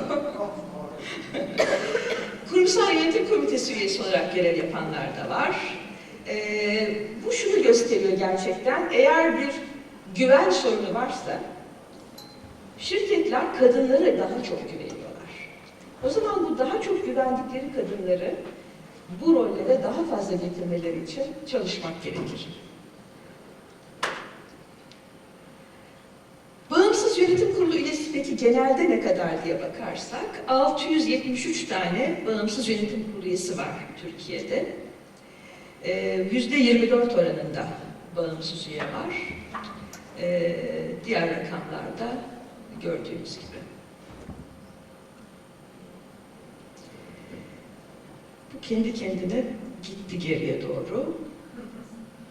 Evet. Kadın üyelerin yıllara göre değişiminde bu 2012 yılında yürürlüğe giren tebliğin etkisini görüyorsunuz. 2011'e kadar hafif artarak gitmiş.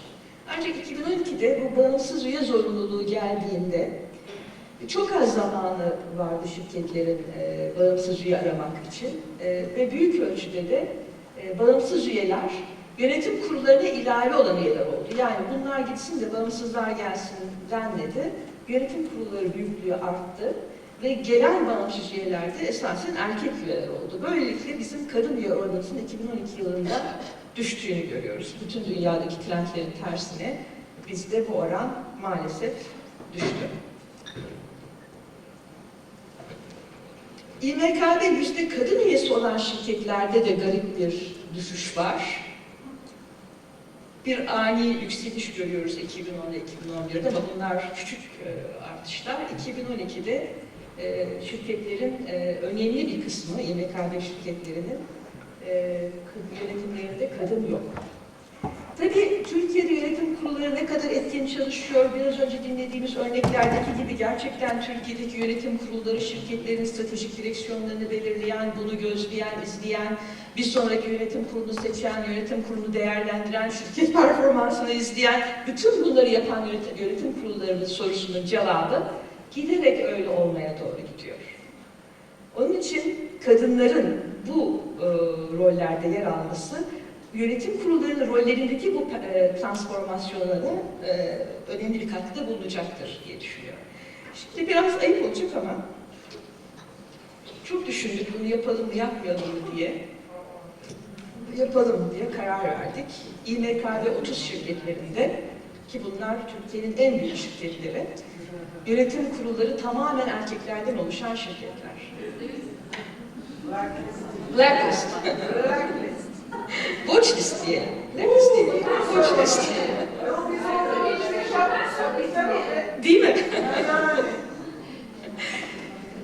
Şimdi bu şirketlerde olan varsa burada lütfen bu mesajı iletin kendilerine.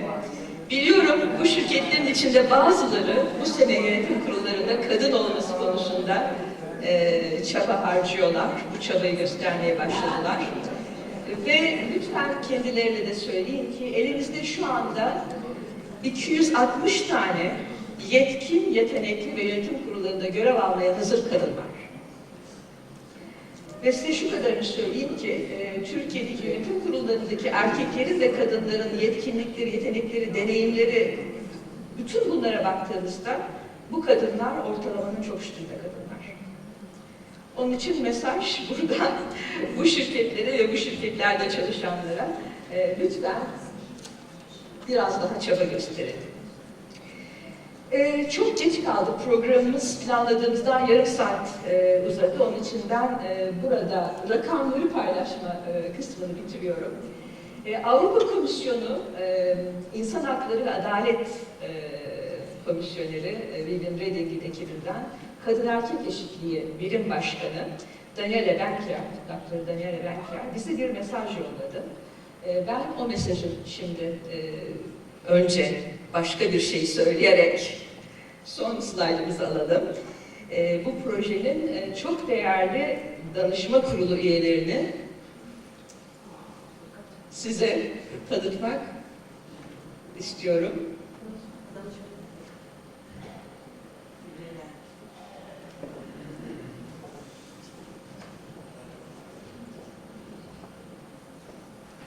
Evet.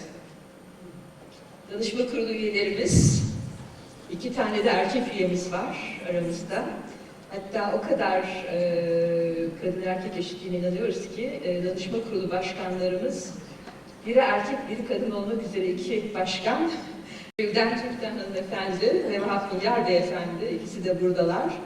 Projemizin danışma kurulunun başkanları. Koordinasyon işlerinde yardımcı olacak olan danışma kurulumuzun genel sekreteri de Ayşen Savcı Hanım. Böyle muhteşem bir danışma kuruluyla çalışıyoruz. Aramızda olanlar var, Leyla Hanım aramızda. Bu listeye birkaç tane daha hanım ekleyebiliriz ya da bey ekleyebiliriz. Yerimiz var, onu söylemek istiyorum. Önerilerinizi, fikirlerinizi bekleriz. Benim söyleyeceklerim bu kadar. Hepinizle zaman içerisinde iletişim içinde olmayı ümit ediyoruz. Bir bültenimiz var. Bültenimiz sanıyorum elinize ulaştı ya da ulaşacak. Yine bültenin arkasında da proje danışmanımız Belgin Aytekin var. Göndermeye başladık mı çok emin değilim ama düzenli bültenimiz olacak bir. Web sitemiz birkaç gün içerisinde yürürlüğe girecek 2. Ve raporumuz Türkiye'de halka açık şirketlerde kadın direktörler raporu her sene yayınlanacak ve daha detaylı bilgilerle kamuoyunu aydınlatmaya devam edeceğiz. Katılımcılardan haberdar olabiliriz kimlerle beraber diye daha sonra. Buraya katılanlar mı? Buraya ve bu sizin bu çalışmanıza girecek olan insanlar. Gayet tabii. Kendim değil mi? Başkasını önerebilmem Tabii önerebilirsiniz. Bize gelen başvurular biliyorsunuz bazı kriterler belirledik. Bu kriterler Global Board Review'un kriterlerinden daha sıkı kriterler açıkçası söylemek gerekirse. Bizim kriterlerimize uyan bütün kadınlar küresel veri tabanına girmeye başladılar. Ve bu küresel veri tabanı içerisinde de LinkedIn grubunda birbirleriyle konuşmaya, tanışmaya, sohbet etmeye başladılar. Dokümanlar paylaşılmaya başladı. Dolayısıyla projenin çok hızlı bir biçimde Avrupa'da devam edeceğini, bizim de bunun bir parçası olarak devam edeceğimizi söyleyebilirim. Egon Zender ayrı... Hayır, Egon Zender bizimle beraber. Egon Zender'den Türkiye sorumlu ortağı Murat Yeşildere Bey şimdi Avrupa Komisyonu'nun mesajının ardından kapanışımızı yapacak. Söyleyeceği çok önemli şeyler olacak sizlere. Çünkü sonuçta kadınlarla şirketleri eşleştiren birileri lazım. Onlar da önce gözenler, muhtemelen arkasından bütün şirketler de bu çabaya katılacaklar. Ben size çok teşekkür ediyorum ve sizi Daniela Bank'e mesajını...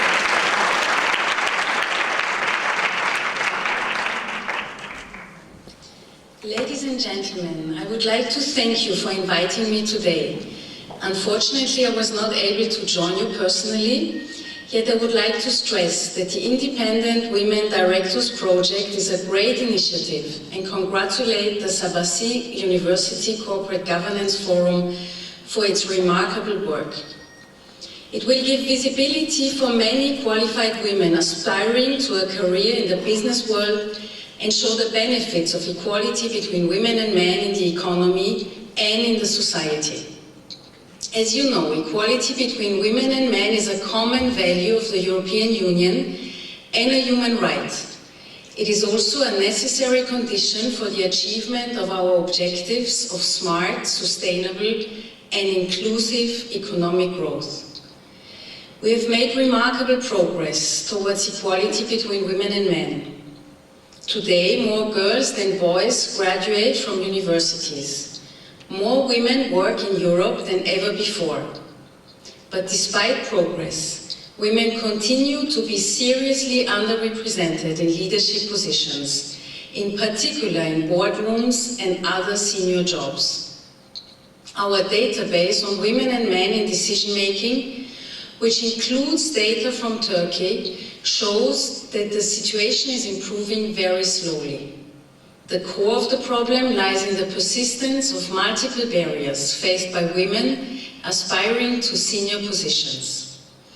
The reluctance to appoint female candidates to board and executive positions is often rooted in the traditional gender roles and stereotypes in the family, in education, and in the labor market. The lack of transparency in recruiting, appointment and promotion processes also contributes to the various blockages across the talent pipeline. More and more businesses recognize that there's a business case for increasing gender diversity in senior positions and that the underutilization of the skills of women constitutes a loss of economic growth potential. Fully mobilizing all available human resources will be a key to competing successfully in a globalized economy. Moreover, gender imbalance in senior positions in business can be a missed opportunity at company level in terms of both company performance and corporate governance, as suggested by research. The Capital Markets Board recommendations to include gender diversity in the governance of Turkish corporations is a step in the right direction.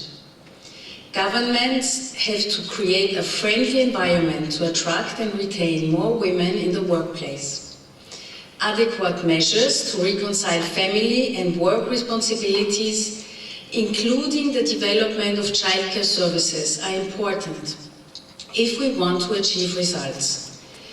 Companies need to make efforts to create talent pools at each level of the pyramid in order to fuel a pipeline of women ready for top positions. The support of top management is crucial to change corporate culture. The European Commission wishes more rapid progress.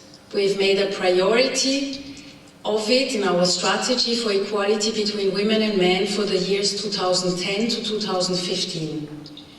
Moreover, we proposed on the 14th of November 2012 new EU legislation setting an objective of a 40% presence of the underrepresented sex among non-executive directors of companies listed on stock exchanges to be met by 2020. The proposal also includes an obligation for listed companies to set themselves individual targets regarding the representation of both sexes among executive board directors to be met by 2020. Ladies and gentlemen, it's high time that women get the same opportunities as men to make the most of their talents, right up to the top of the ladder. I know that we share the same goal. Our respective efforts will make all the difference. I wish you every success for your initiative.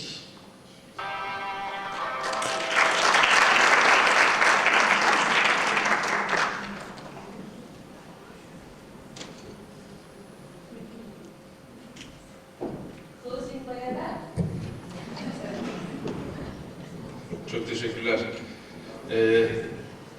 Odadaki erkekler bir elleri kaldırabilir mi? 1, 2, 3, 4, 5. Ben yanlışarsam. Kabaca 200 kişi var. 25 yani binde 25. Yüzde ne yapar? Kim yapar? Sanıyorum Melisa Hanım ve Ayşe sırf bunu söyleyebilmek için beni buraya çıkardılar. Kadınlar ne kadar bonkör, pozitif ayrımcılığı her yerde yapıyoruz. Ya da başka bir tereddütüm var, böyle 5 değerli konuşmacı, kadın konuşmacının ardından beni çıkararak niye erkeklerin yönetici olmaması gerektiği ve kadınların liderlik rollerinde olması gerektiğini örneğiyle kanıtlamak istediler. Bu anlamda çok onları hayal kırıklığına uğratmayacağım. Aslında süre uzadı, onun için de sizi daha fazla rakamlarla, bilgilerle çok fazla sıkmak istemiyorum. Bugün burada geldiğimiz nokta 6 ay önce Sabancı Üniversitesi'nde bir toplantıda Melisa Hanım ve Ayşe ile meslektaşım Ayşe Güçlü ile başladığımız bir nokta. Ne yalan söyleyeyim, o zaman benim kafamda, kalbimde bir tane deniz yıldızını dahi suya döndürebilsek başarmış oluruz, bir örnek yaratmış oluruz vardı. Ama şu andaki sizin katılımınız, katkınız, gözlerinizdeki ışıltı beni korkutuyor. Ama diğer taraftan da hakikaten Melisa Hanım'ın o gün söylediği, Ayşe'nin şiddetle desteklediği 400'e yakın halka açık şirketin her birinde bir kadın üye olması hedefine de ulaşabileceğimizi gösteriyor. Bir cümle burada Gonzander'in ne yaptığı vesaireyi anlatmaktan ziyade bundan sonra ne olacağı ile ilgili söyleyeyim. Bundan sonra bu 300'e yakın kadın yönetim kurulu üyesinden oluşan havuzun şirketler tarafından ulaşımındaki ilk baştaki moderasyonu biz sağlamaya çalışacağız. Profesyonel verdiğimiz hizmetin haricinde de bu projedeki Sabancı Üniversitesi ile birlikte yaptığımız anlaşma çerçevesindeki ilk birkaç örnek projeyi, 3, 4, 5 bilmiyorum sayısını şu anda, bizim kendi sosyal sorunumuz ve bu konuya verdiğimiz destek çerçevesinde ele alacağız. Dolayısıyla da bundan bir bedel beklemeden biz bu işe sonuna kadar destek olacağız. Dolayısıyla da bundan sonraki adım bize gelmiş bu talepler, ki şu andan da şirketlerden gelen talepler var. Bunların arasında doğru şirketleri seçmeye çalışacağız, doğru örnekleri yaratmaya çalışacağız birlikte ve bu şirketlere kadın yönetim kurulu üyelerinin atanması ve biraz önce aslında Melisa Hanım'ın söylediği Türkiye ile ilgili araştırma, enteresan bir araştırma, o bağımsızlıklarını sorguladı. Ben yetkinliklerini sorguluyorum. Acaba atanan bağımsız üyeler gerçekten yetkin üyeler mi de performansı etki edemiyorlar? Ya da yetkinliklerini kim ölçüyor bağımsız yönetim kurulu üyelerinin? Ben birazcık da onu sorguluyordum. With all respect, kimseye karşı bir şeyim yok ama bunun değerlendirmesini kim yapıyor? Hakikaten biz bunu merak ediyoruz. Bugün aslında az önce Caroline konuşmasında birazcık bahsetti. Bu salonu dolduran insanlar sadece bu inisiyatifin parçası olan insanlar değil. Bu insanlar aynı zamanda üretimin, tüketimin, entelektüel sermayenin parçası olan insanlar. Ve bu nedenle de sizin bu çabanın içindeki katkınız son derece önemli. Melisa Hanım'ın da söylediği gibi şirketleri aslında tetikleyecek olan bundan sonra doğru örnekleri yaratmak ve sizin bu anlamdaki göstereceğiniz talep olacak. Bizim bu konudaki katkımızdan daha ziyade. Birkaç ay önce bir makale yazdım ben. Ve o makalede bugüne kadar hayatıma girmiş, dokunmuş bana tüm kadınlardan özür diledim. Ve hasbelkader bugüne kadar yazdığım yazılar işte de en çok geri dönüşü oradan aldım. Beni destekleyen kadınlardan çok erkekler aradı. Ya Eskiköy'e yeni adet, nereden çıkarıyorsun böyle şeyleri dediler. Ama hala söylediğimin arkasındayım. Biz hala bu dönemde eşitliği, çeşitliliği konuşuyorsak, hala bunu DNA'mızın içine sokamamışsak bir yerde bir hata var ve her erkeğin bence bir geri dönüp çevresindeki, etrafındaki, hayatına girmiş insanlardan, kadınlardan bir özür dilemesi gerekiyor ki bunu niye beceremediği için. Hatta daha da ileri gidiyorum. Yönetim kurullarında biz fazla üye olsun diye konuşuyoruz. Parlamentoda daha fazla kadın olsun diye konuşuyoruz. Kadınlar ekonomik hayatta daha fazla olsun diye konuşuyoruz. Ama biz daha kadına şiddeti çözebilmiş durumda değiliz. Yani birkaç gün önce Van Vali Yardımcısının söyledikleri ortada, daha sonra olanlar ortada ve hala bir kamu yöneticisi o koltukta oturabiliyor Türkiye'de. Bütün kamuoyu bunu konuşmasına rağmen. Dolayısıyla aslında daha işin temeline doğru gidilmesi gereken çok yol var. Bırakın ki yönetim kurullarını veya burada bizim yapmaya çalıştığımız Deniz Yıldızı projeleri. Benim aslında tekrar buradan dile getirmek istediğim, gene salondaki herkesten, 200'e yakın kadından, beni affedin. Yapamadıklarımız için ben kendi adıma özür diliyorum. Ama bugün burada benim kişisel olarak olmamın ve yöneticisi olduğum meslektaşlarımla birlikte destek verdiğimiz Egon Zender'in bu projede olmasının temel sebebi profesyonel yaptığımız işten daha ziyade hakikaten bunu bir sorumluluk olarak görüyor olmamız. Hepimiz bu işe sarılmazsak bunu kimse yapmayacak ve 2 yıl önce, biraz önce Caroline enteresan bir şey söyledi. 2 yıl önce, pardon kendisi söyledi, 2 yıl önce ben kotalara inanmıyordum diye. 2 yıl önce ben de kotalara inanmıyordum. Ama bu konuyu bu kadar fazla inceleyip yaşananları ve yaşatılanları gördükten sonra insanların kendi fikirleriyle farkındalığa varacaklarına da inanmamaya başladı. Dolayısıyla üst yapıda kotayı getirmeden alt yapıda bir şeyleri değiştirmek maalesef mümkün değil.